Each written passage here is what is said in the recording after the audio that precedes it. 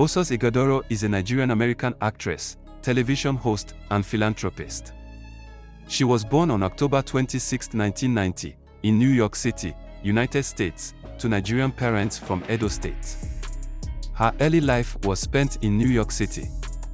She graduated from Pennsylvania State University with a bachelor's degree in broadcast journalism and minors in entrepreneurship and theater.